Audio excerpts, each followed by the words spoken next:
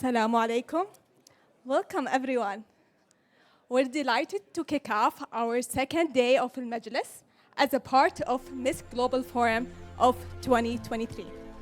I'm Rima Sahibani. I'm part of MISC Foundation, and I'm going to be your MC for the day. Before we start our session, I would like to brief you about Al Majlis. So Al Majlis is inspired by our Arab culture settings to provide like a sociable place for networking, for connecting with people, and to make it more of warmth place to share your ideas. Today, this marks as the opening of Al Majlis of the day, and our first session titled, It Starts with Hello. We will be discussing the small and simple act, yet very powerful, that can open a lot of doors of opportunities. Let's discover how with our special guest. Please join me in welcoming our moderator for the day, Mr. Saleem Alsharari.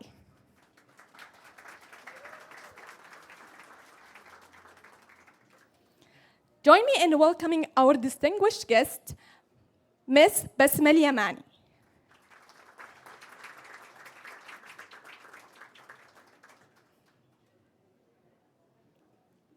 And our second guest is Benjamin Law.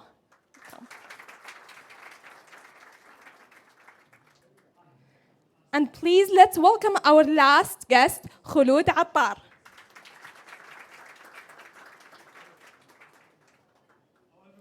Welcome and enjoy your session. Thank you so much. Assalamu alaikum. Hello.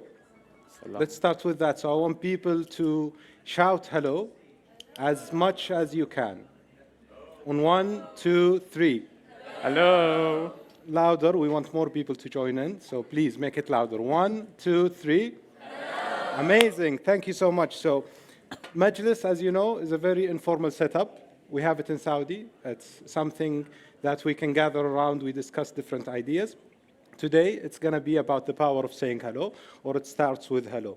My name is Saleem Alsharari. I work at the Public Investment Fund here in Saudi, and I was very humbled to be the Saudi head delegate, along with other amazing delegates from Saudi, for the Youth 20 during the G20 presidency in India this year.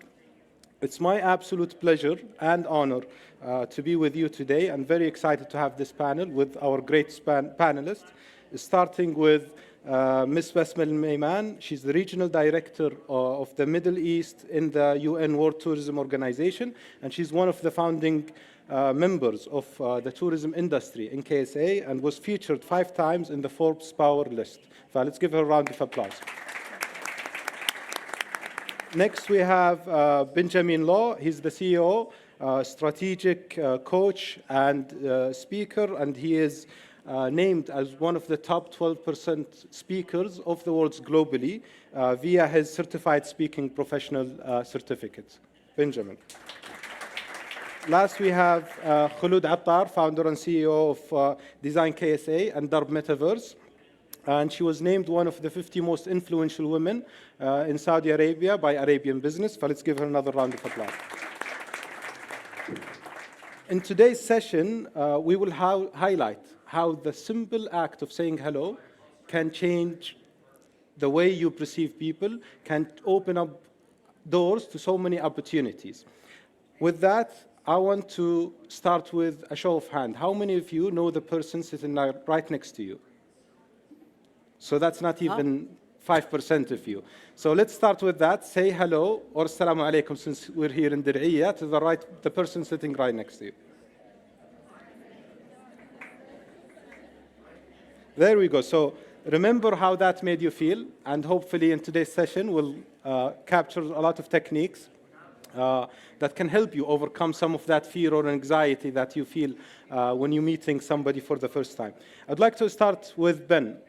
It's his first time in Saudi. He's worked with a lot of Saudi youth before. So I want to get some of your perceptions about Saudi. How does it feel to be in Saudi for the first time? And how did it change compared to what you had previously in your mind about Saudi and the people? Well, first and foremost, assalamu alaikum. Assalam. And I want to say that being in Saudi, it's really like, one, it's warm, it's hot. And I come from Singapore, so it's equally hot. So if you ever come to Singapore, please drop me an email, drop me a note. It's going to be hot and even hotter. I think barring the weather, it's been like a phenomenal experience. I think being in Saudi, there's this like sensation, this energy that's really contagious. Like I think you should celebrate yourself, because never in the history, never in time that I see so many young people with big dreams, big ambitions, wanting to do something. So I think my impressions of Saudi has been amazing so far. I think there's a lot of promise, a lot of potential, and there's a lot of like wanting to do so much more for your sectors, for your industry, for your family. So I've been very, very impressed. Well, welcome to Saudi, and I hope we can show you around during your two-day visit here. Inshallah. I would like to move to Basma and asking you, from your experience in tourism, both in Saudi and globally, what is the impact that a genuine hello can have, whether for people who are visiting Saudi for the first time or people that you meet in your everyday life? Well, first of all, hello everyone. Assalamu alaikum. The concept of tourism itself is bridging cultures together, bringing people together, bridging nations together, culture. It all starts with a hello. Tourism diplomacy itself is a hello by its own. A tourist starts with a hello once he or she arrives in a destination. We receive tourists with a hello the moment we see them. A tour guide's mission, besides being articulate, is to be welcoming and to build a dialogue with the group. There are a lot of things that I can relate tourism with communication and with a simple greeting, and how people get to know each other. Some people become friends just from a simple hello, whether it's in a tourism meeting, in a tour you're taking, or even in a meeting. I remember last summer in Spain. I was in southern Spain, in Marbella. And this is just one of many examples that I would like to talk about. My friend and I were going somewhere, and we were talking to the taxi driver, a very young man, probably in his late 20s. And the moment we said hola, and we started talking to him, and discussing how tourism is reviving after COVID, and so on. This simple hello led to so many stories. One of them was he was talking about how active the destination was at the time, and how they were finally receiving and welcoming tourists back. And he said, but it's nothing like the time where King Fahd used to come. And I was surprised, and this is a young man who probably didn't witness the time where King Fahd used to go to Marbella, but it's a legacy that His Majesty left.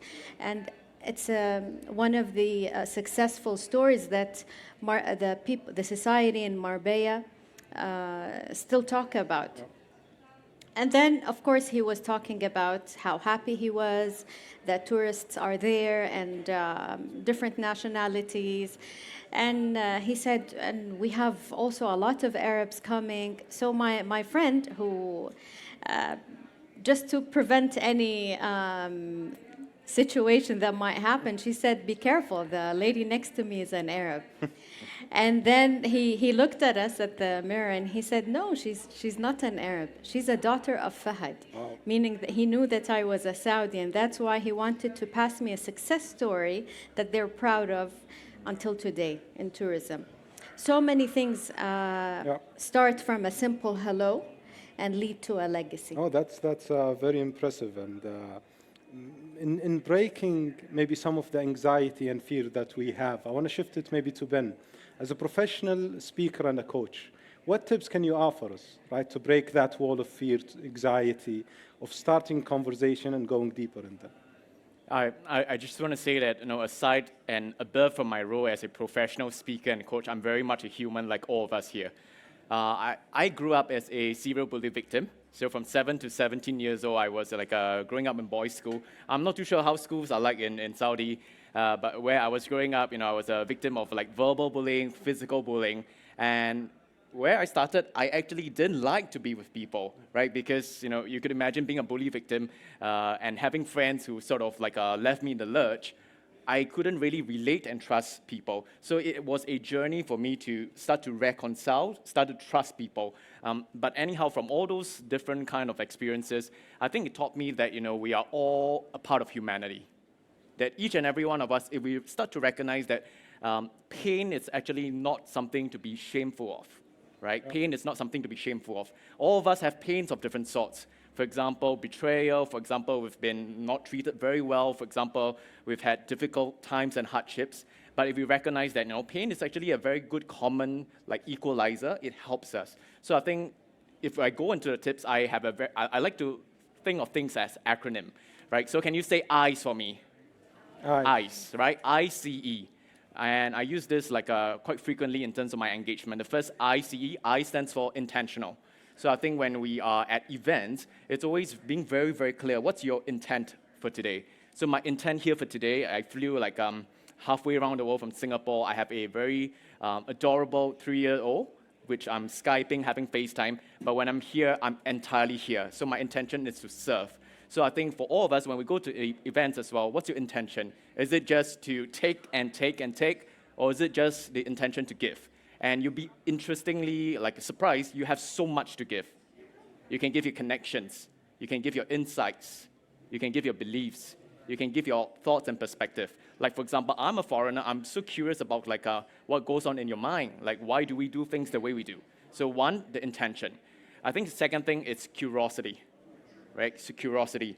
So if you're not the natural person to be curious, I would say turn to the person next to you right now. Just turn to the person next to you.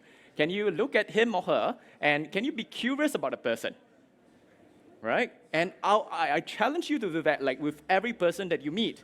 Can you have something to be curious about? Where did this person get this attire, this outfit? How did this person sort of end up doing the work that he or she does?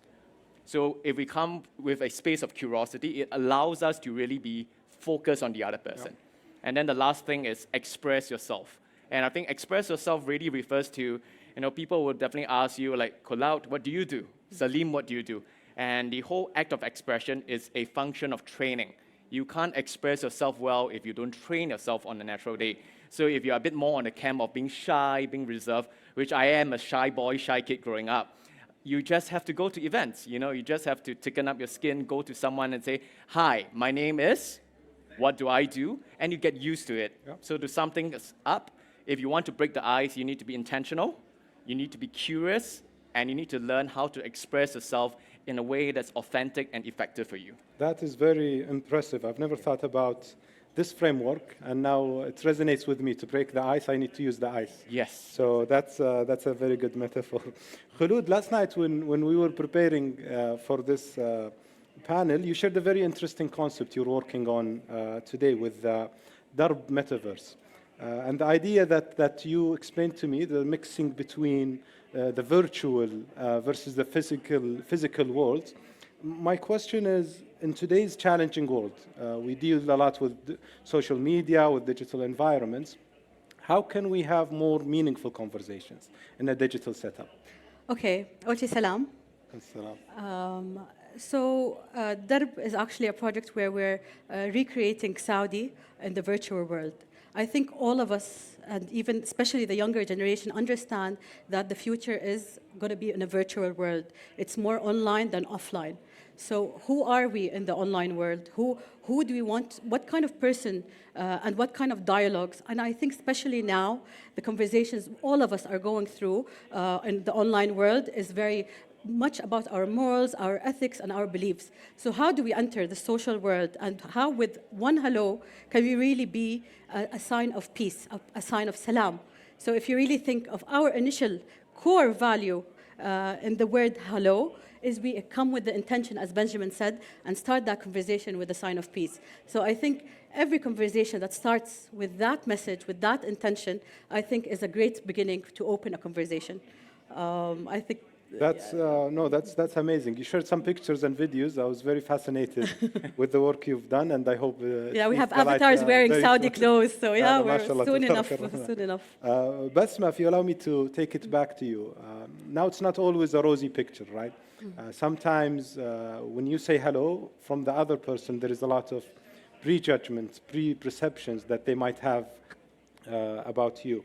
My question is, have you been put in a situation where after you said hello, the other person started judging you, or you felt judged about certain beliefs, certain backgrounds, certain things that you believed in, and how did you handle the situation? Tough question. Well, I've been in, I recall being put in this situation a couple of times, and I'm used to getting the question marks and exclamation marks when, maybe not now, but a few years ago when I'm attending a multilateral meeting, and where are you from? I'm from Saudi Arabia. And then boom, boom, boom. And then I need to be prepared, yes. So I recall that in 2012 or 2013, we had the UNWTO General Assembly in Africa. It was my first time visiting Africa.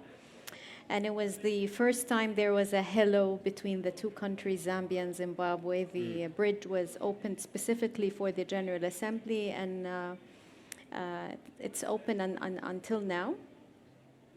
And I remember not only working, I'm used to being the only lady in the delegation, but at that trip, it wasn't only that. I was I was in Africa. I was not only working with the Saudi delegation. I had to work with the other Arab delegations who didn't have embassies or diplomatic representations in Zambia. So it wasn't a normal trip. It was a very, I'm not going to say difficult. It was very interesting and challenging, and I have very good memories until now. And then I remember a journalist who was. Who loudly, she was talking and, chatting with everyone. And then she asked me, where are you from? And then when I said I'm from Saudi Arabia, that's when the shift happened. And I remember loudly, she asked me, and I think she intentionally did that, asking me, how do I feel that I'm here in the middle of the UN with all countries around the world, coming from the only country that doesn't allow women to drive. Because, of course, that was 10 years ago. Wow. And ignoring all the fact that I'm the only lady from the region present with the delegation in Africa. So I looked around and around all the flags, and I looked back at her and I said, my presence here should answer all of your questions. Wow, well done. And that was it. Wow. After that, I was, it was an impression shift for this journalist and for others who were present, and the dialogue took another direction, a more positive one, and it was from a simple hello. That's amazing. So let the fact speak for itself, right? Can I add a story? Please. So I think when you travel a lot, especially as a Saudi, we used to find a lot of different perception about what Saudi is because not a lot was shown in the media. So a lot of us did face, when we used to travel, people who would automatically assume things about you, especially as a woman. But I was pleasantly surprised. I was actually in Spain also, and there was next to me in a restaurant a 7-year-old boy who was wearing Ronaldo's T-shirt. And he was with his parents. So we had the discussion. So when he figured out I was from Saudi, he's like, oh, I am dying to be in Saudi. My belief now is I'm working so hard to be the best soccer player to get a deal in Saudi. So it's interesting how I think in general, the Saudi brand, we can say, is actually completely shifting, especially with all the great improvements that our Prince Mohammed bin Salman is doing. Indeed, that's very impressive. And exactly, the perception has changed. Yeah. Since 10, 15 years ago to today is something completely different. I want to deep dive more on some of the techniques that we should keep in mind when we have conversations. With you, Ben, we always hear about the importance of active listening. So how or what techniques do you have for us to practice active listening, but more in a genuine way? Rather than just nodding and making sure that others notice that we're listening. Yeah, so sometimes when I run classes or trainings, I say, a nod along is one of the simplest way, but if you're all nodding along, it looks really funny. It's like a bunch of zombies nodding along, so don't do that. I want to refrain so much more from the tactical point of view, but more from the intention point of view. And I really liked how Basmah has mentioned, like, she is a lady of value, of posture, and she knows that she's going to be entering situations that's going to be heated. And I think that's where she mentioned the word, my presence should speak all the answers or give all the answers. And there's something that my mentor once shared with me, which is your presence is the best present you can present to someone. No. Right? Your presence is the best present you can present to someone. So I think in the act of active listening, the premise is that are you actively present here? Are you physically present? Well, most of the times we don't have a choice. We are either here or there, right? So by virtue of where we are at events, we are physically present. But my challenge to you is, are you mentally present as well? So are you thinking about the past? Are you envisioning the future? Or are you here in the here and now with someone? I would say there's also emotional presence. So for me, I'm here, I'm excited. I have a whole heart of gratitude to the kingdom, to entire Miss Foundation for making this happen. And I think for all of us here, when we attend events or meet people, I want you to realize that when we come with emotional presence, a heart full of wanting to give, people can feel that from you. And I think that's also one part of active listening. So that's really the strategic, the heart of active listening. But one tactical tip that I can share with you, with everyone is, I think if we go down the route of learning about listening, there's a great book called The 7 C's of Seven C's of Coaching. C standing for curious, China. There's 7 layers of listening that you can go into. For example, you can listen for what is being said, what's being unsaid, what's behind the words, right? But one of the best tips to demonstrate active listening is to do paraphrasing.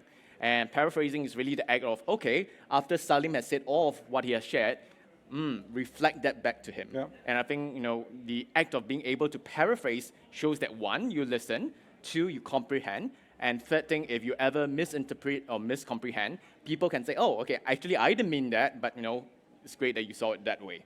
No, that's amazing, in particular for the body language. Sometimes you're actively listening, you're trying to engage in the conversation, but the way you portray yourself, you can show different signals that might be interpreted negatively. Yeah.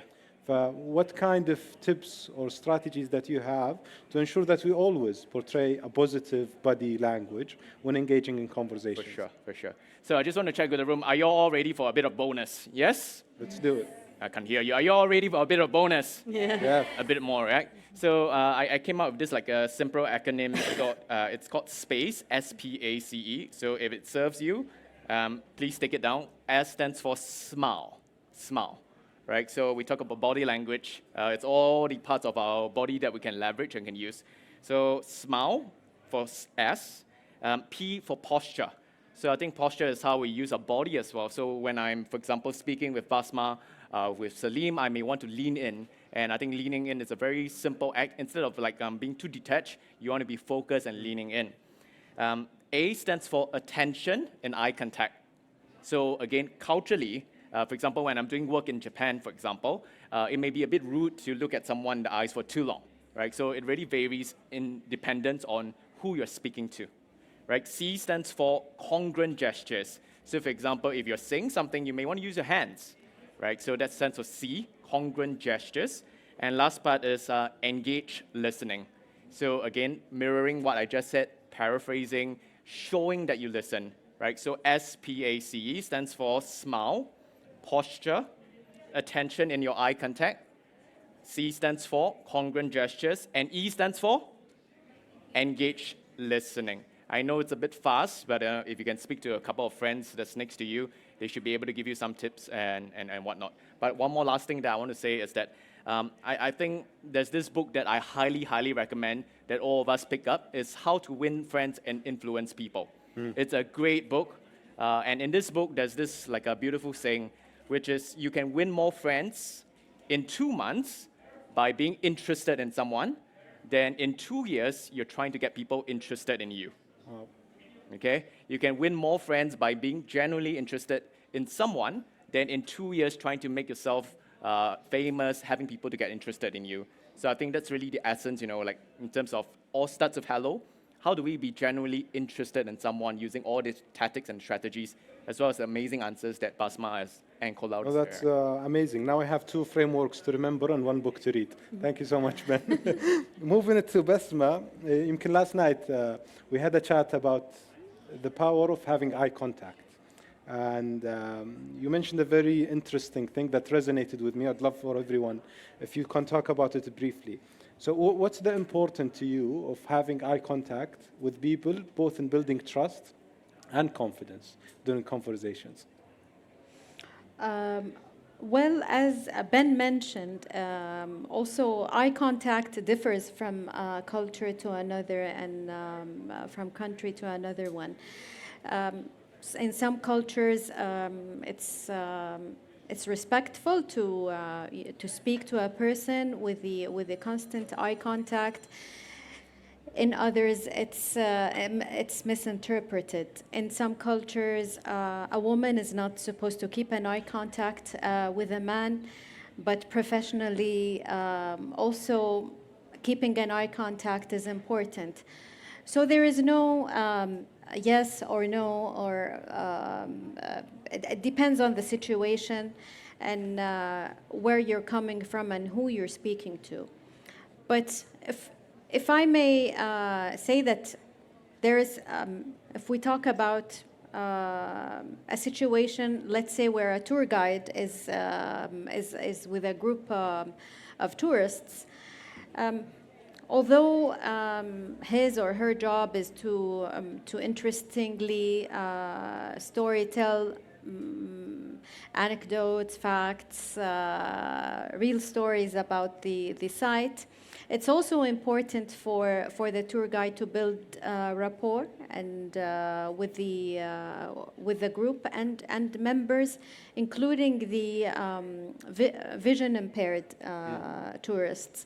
And that's where it's very important, whether you're among a tour, whether you have an interview, it's important to keep eye contact even with a blind person, because you build emotions. Eye contact doesn't require vision, but it's important to have a bridge to build a rapport with the person in front of you. And sometimes, this important element, if it's missed, it shifts the whole scenario to a different one. Oh, and that's absolutely true, because the moment you have, it shows that even eye contact with visually impaired people, they truly feel that. And it shows the connection that you can have with someone just by engaging with them, being present with your eyes, with your body, with your thoughts, with everything. Ben, I want to take it back to you, and this question may be to all of you also. Having worked in a multicultural platforms, I'm sure you've come across situations or scenarios where the gesture you have pulled is not the right gesture in that culture, or getting close to people is not the right thing. So do you have any stories to share with us on this regard? And I'll ask everyone else here also, Basmah or Khulood, if you have other stories to chime in. Yep. So very visibly, I'm a male in an Asian society, and what I do is I do have clients where I do speech and communications coaching. There was one time I was working with a lady from Europe. I wouldn't name the specific country, but you need to realize I come from a country that's relatively conservative as well. So for example, men and women, there's a bit of like a social distance, if you would. And after we had the coaching session, I was usually, I would just extend my hand and say, hey, thank you, and that's culturally acceptable in our society. What I did not expect was that she reached over to me and she gave me a cheek kiss. So I was like, whoa, okay. And immediately my face started to blush, and I went from from normal color to red color, and she was saying like Ben, like why are you blushing? Then I was telling her that, well, I'm blushing because this is like my first physical contact in a business setting that's so intimate. Wow. But I think the learning point is like there's always this decision that we have to make, right? Are we curious or are we judgmental? So if I'm judgmental, I'll say, hey, you're doing something that's not right. You're not sort of like respectful of me, even as a man. And men have rights as well, right? To the men in this room, right? Men have rights as well. But it was very fascinating. But I chose to take the curiosity route. Like why is it in the culture that for her, affection is something that's a bit more normalized? Yeah. And I think when we come from a space of trying to understand, trying to embrace that again, the common humanity, that works out for me. So anyhow, I learned better when I'm working with clients from Europe, like specific part of Europe, of course, that the whole notion of touch, intimacy, it's a bit more nuanced. And yeah. I think it's always the onus of yourself when you're interacting with people globally to first do a bit of homework. So there's this website or this field of study I'll highly recommend. It's called Hofstede, Hofstede. So Hofstede was a researcher. He goes into sociological research. So what you do if you go to Google Hofstede Cultural Research or Hofstede Cultural Insights. So they measure and they give you a lot of insights. So for example, if you're dealing with someone from Singapore, right, versus someone from America, versus someone from Saudi, you literally can have a bit of benchmarks. Wow. Like to say, hey, in these different parts of the world, are they comfortable with power or a bit more detached? Are they more respectful or a bit more intimate? So there are tools out there, there's literature out there I'm more than happy to share. Yeah, afterwards as well. No, that's going to be very helpful for me. Yeah. So I used to do these welcoming talks at King Faisal Research Center. So they would have researchers from around the world. And I was always curious to ask, what was your impression of Saudi? What were you told about to do or not to do in Saudi? And I ended up being friends with one of the guests, and I hosted her for a couple of days. So for 2 days, this guest would not take off her socks. And I didn't want to tell, like, you can't take off your socks. So we broke the ice. I asked her, wouldn't you be more comfortable taking off your socks? And she's like, I was told that it is rude to have your legs exposed in Saudi. So it was so interesting. And I had so many answers of different things like this. Wow. So it was so interesting to see that sometimes also understanding that some people come with preconceptions about what they're supposed to do and what they're not supposed to do. So it's always better to start with, making people comfortable with what they can or cannot do. Yeah. Basmah? Well, maybe something also I have, I always get this question, but a question that I was... Move your socks or not? Yeah, oh. That people ask me women ask me before traveling to Saudi, should we wear sandals or shoes? But is it okay to wear sandals? Can we show our feet? And I was like, okay, if you ask me, what's formal and informal, I'd say, of course, if you go to a meeting, wear shoes. Right. Don't wear sandals. But socially, do whatever you want. I mean, you can, and they were like, but we read a lot online that you're not allowed to show your feet, and it's very offensive to show it. I'm like, I'm Saudi, and I never heard this before. Also, maybe with the misperception of body language. Thank God in multilateral meetings we have the country tag, Name you tag. know, for a country to raise the flag and meaning that this country wants to intervene. I remember once, like we had a prep meeting, and it was kind of informal. So we didn't have Name tags. the name tags, yeah, and of the flag. countries. So one of the participants, more than once, during the meeting, every time he wanted to speak, he would go like this. And I remember the first time the lady who was moderating or chairing the meeting, she was European, he was African, from an African country. I'm not going to mention the country. And second time, and then third time, and then she ignored him the fourth time. She thought she got offended. After the meeting, we learned that this is actually a respectful way of asking for permission to intervene or speak, Wow. which was, it was new to Yeah. most of us, and it could easily be misinterpreted. No, that's Yes. definitely something to keep in mind. Yeah. Khulood, how can we encourage others to feel more comfortable in sharing more and opening up? Okay. Many of you said hello to the people next to you, but you got that awkward silence right after. So let's see if we can get some tips from Khulood how to overcome that. Actually, there's two ways. I think the first one is I'm going to say it through a story, which is to smile with that good energy. I was at the counter at one of the airlines, and the person before me was having a fit with the airline. And you can see from the whole staff, they were getting really like anxious and nervous, and they're really feeling bad. So by the time I arrived, I decided to come in with an energetic smile. Hi, hope you are well. I know this is a long day for you. And she's like, for the past 5 hours since my shift started, not a single person looked me in the eyes and said hello when they reached the counter.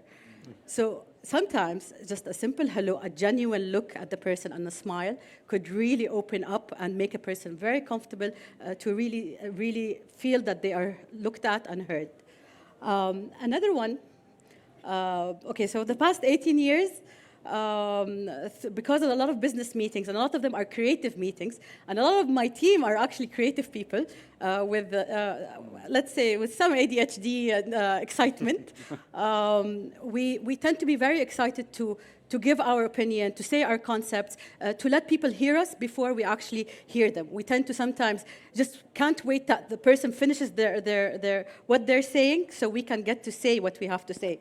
So that actually hinders for people to actually feel heard, feel that they can actually be comfortable, and that what they said was actually comprehended from the other person.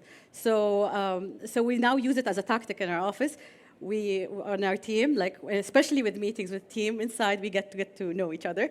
But in meetings, we actually listen really to our clients or the people we meet or deal with, to really give them the chance to feel like their opinion, especially their creative opinion, is completely heard.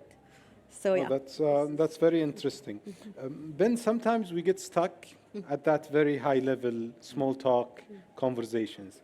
How can we transition from having very small talks to more deep conversations that we have with individuals? Yeah. So I'm tempted to say, though, like, we want to create that, but I think deep, meaningful dialogue definitely has to be mutual and permissive. And I think the word dialogue suggests it's bi-directional. It's monologue versus dialogue. So it has to go both ways. And I think for us to have deeper, meaningful conversations is one, you need to, I like to look at it as you're planting seeds. and you need to make sure that the ground is fertile first. And a lot of times, I think, again, the onus, the responsibility is for us to first make the person feel safe. So there's this term called psychological safety, which is a very, very essential term. Whether you're a leader, your manager, you need to create, like, for example, Khulood has a lot of ways to create psychological safety. The whole notion of psychological safety is, are you safe? Do you feel safe to be yourself?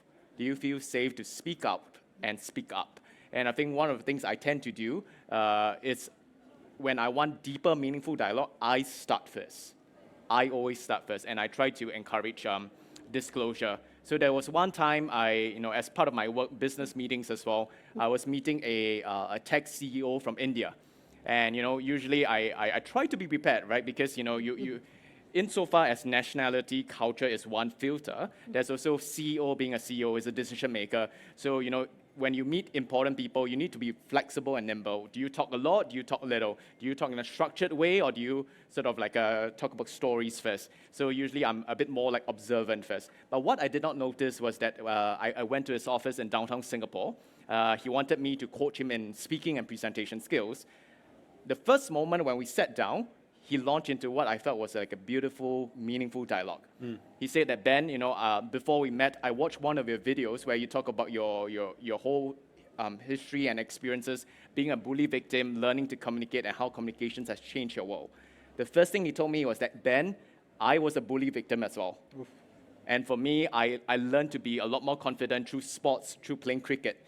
And the whole 1 hour meeting, 40 to 55 minutes or 40 to 50 minutes, we're just talking about ourselves, where we've grown up, how we become confident, how we met our first girlfriend and first wife, our kids. And the last 10 minutes, he was saying wow, I even forgot about time, right? So Ben, how much do you charge?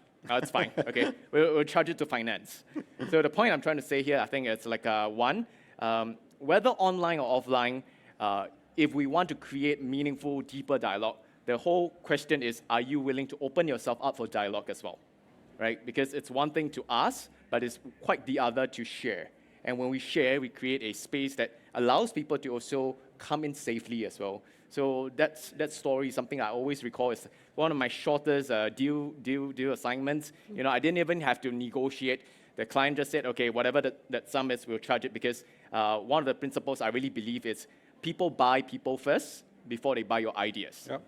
And if people don't buy you as a person, no matter how good your idea, your pitch, your proposition is, you're going to be losing half of the foot out of the door, right? So the way to have people buy you first is really, one, disclosure, being vulnerable, being comfortable, and sharing. That's amazing. And before we close it on this topic, I have a question for all of you. Have you ever transitioned or translated a simple act of greeting someone to either a profound conversation, a relationship, or even opened up your mind to a new perspective? I'll start with you, Basmah. Well, again, in tourism. Okay.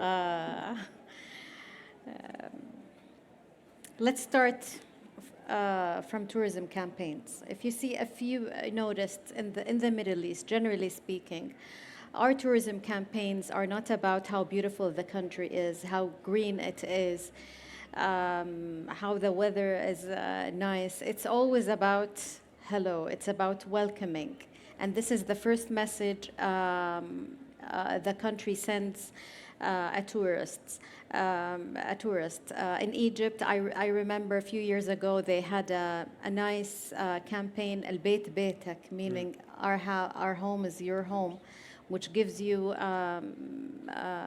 which starts a dialogue actually between the tourist and the tour operator and the tour guide, even before arriving, traveling to the country. In Jordan, their last tourism campaign was Al Ma'azzab. I think it's the host. The host. Because in our culture, in the region, when you want to be generous to a guest, you say that you are the host and we are the guests. So this is also another welcoming message, a hello that builds a dialogue between the tourist and the country, for this person to read about it, to learn about it, to communicate even before traveling. In Saudi Arabia, when we launched the e-tourism visa, it was welcome to Arabia. Yeah. So it's the same. On the personal level, I remember maybe one of the conversations I had as a tourist now. I'm now wearing the hat of the tourist. I remember a few years ago, and that was a long time ago, so don't count my age. Probably in 2010, I remember I was in the bus in London, and a Spanish lady was next to me. Of course, I didn't know she was Spanish. She didn't know I was from Saudi. I didn't know that a few years later I'll go and work in her country. So, hello, how are you? Nice weather. Do you often come to London? Oh, by the way, where are you from? And I don't know why I answered I'm from the Middle East. Oof. So she went on talking, and we spoke about cultures, proverbs. I was talking about, she was talking about Spanish proverbs. I was talking about Egyptian proverbs. And then she said, by the way, which country are you from? I said, I'm from Saudi Arabia. And then all of a sudden, her, Demeanor. she the conversation shifted, and she was like, as if she wanted to hug me or something. And she was like, oh my God, you're from the country. Oof. You're from Saudi Arabia. And I was like, okay, where are you from? She's like, I'm from Spain. I'm like, and I know that both kingdoms are very close, and we have a very strategic relationship. I just didn't know at the time that even the people feel it. Yeah. So she was like, your country is the country. Your ambassador in Madrid, he's the ambassador. Oh, wow. And at that time it was Prince Saud bin Naif was the ambassador. And she was like, a few years ago, we had colors of Saudi Arabia, an amazing exhibition. Wow. We had Saudi food, Saudi handcrafts, Saudi music, culture. You know, it was planned to be for 3 days. I'm like, yeah, I know, because I knew about it. And she was like, the Spaniards asked for it to be extended to 5 days, and it wasn't enough for us. Wow. And you know, and the conversation went on that I didn't want to, either of us to leave the bus, because we wanted to continue. Yeah. And this is the power of hello, the power of tourism, and you know, how you get to discover, and you reach also an impression even if you distributed several surveys, you would not Yeah, you cannot get that reach insight. it. Yes. Yeah, Ben, you have a very interesting story also about how saying hello turned into something very positive. Yeah, so this is the story of how I met my wife. Oh, wow. And because my wife is not here, and even if she's here, I should keep it really tight It should as be well. positive. Yeah, it should Until be the end. largely positive. So in Singapore, as with Saudi, I guess, we face one of the big population problems in Singapore. The young people do not want to get married, and if they get married, they do not want to have children. So if you've ever been to Singapore, our government is really smart in that they believe in social engineering. And social engineering is just getting people together to increase the chances of people falling in love. I was being dragged by my friend, his name is Adam, to this like a quote-unquote social event, networking. And I met my then girlfriend, then fiance, current wife. They are the same person, by the way. and I just say, hey, hello, like what brought you here? And I think like love is a very crazy and it's a strange chemical that brews from within. For the many, many years that I was growing up, I was very strict. I was a very rigid, like a gentleman. I like to think myself. But when I met her, it's just like the love at first sight, sparks started to fly. And, I said, hey, are you here to look for a boyfriend? And she said, blah, blah, blah, blah, blah. And she said, no, because, my friend bought 2 tickets and she was sick and I didn't want to waste the ticket, right? So it was a paid event. And I could recall it was in Singapore, there was about 200 men, 200 women, and we all seated down there. And there was a speaker from the US, and she said in an American accent, like, to all the men in this room, do you know what man wants in a relationship? So it was awkward. It was awkward silence. No one said a thing. If you drop a pin, you could literally just like hear the pin. I didn't know what happened from within me. I took the microphone, and then I pointed to my then girlfriend. I said, I want her. Oh, wow. Oh, wow. Yeah, and then she looked at me with huge eyes, and she said, like, what's this crazy dude? Well, context was that, we were from the same university, we were from the same class, but we didn't talk much. And from that context to, I want her, she was like thinking like, this is a strange man. So anyway, the summary of this story was that for the next 3 weeks, she ignored me totally, no matter how much I texted her, sent her messages and whatnot. But eventually, because of my persistence, I won her over. So it all started with hello. So the moral of the story, be careful who you say hello to. They might be ending up your wife or husband. Totally. So before maybe we open it up to questions from you, I have... Hello, that's all. You have something, please. For sure, for sure. Go ahead. If the time is No, up no, to you, it's fine. Go ahead. Actually, I was 16 years old. I was in Canada in a place called Lake Louise. I was doing a hike up the mountain, and I was extremely out of breath, which was very sad for my age. And next to me was this 60, even older couple who were marching up without a breath going out. And as we reached the top, I was like, I have to know, what do they do in their lives for them to be that fit going up the mountain? And then I learned sometimes in some Asian cultures, their food system is actually very healthy. But it ended up, just that hello, ended up in a 4-hour conversation about life, about who we are and what we want to do in life. And they were, even though they were much older, I wouldn't usually have such a conversation when I was at that age. And I took away that lesson from that time, that I always open up a conversation and not look only for people who are similar, but rather look for the people who are different and from different backgrounds. And as I got the chance to travel more than 85 countries around the world, I made it a habit to always start with hellos, and regardless whether it's in a room full of presidents or it's a room or on-site with the team and the workers, I get to hear the best stories and learn from the best of people. So yeah, hello always starts a door of learning also. No, thank you so much, Khulood, for sharing that. Before we open it up to questions from your side, I have what we call the rapid fire questions. Ooh. So we'll go about 2-3 questions, each one, and they're only allowed to answer it with 1 or 2 words maximum. So that needs to be very fast, very spontaneous. So if you have 26 hours in a day, what would you spend these 2 extra hours in? Communication. Cooking. I second that. Khulood? Read and pray. Read and pray. If you have the chance to meet someone, dead or alive, who would that be? Elon Musk and Sayyidina Khadija bint Khuwaylid, the Prophet's wife. I'll say my late grandma. My parents. Allah yarhamhum. What is the topic that you'd like to learn more about?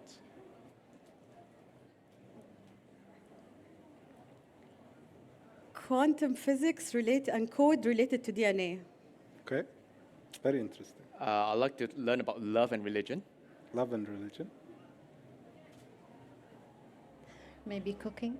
Okay. Then we can talk more. Exactly. Last but not least, I want you to describe the MISC Global Forum in 1 word only.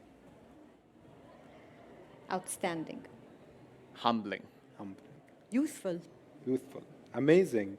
Now, it's your turn. If you have any questions, please raise your hand. We have a mic, I think, seconding around. We'll take 2 to 3 questions. Please direct your question to one of the panelists, or all of them, if that's open. We have someone there.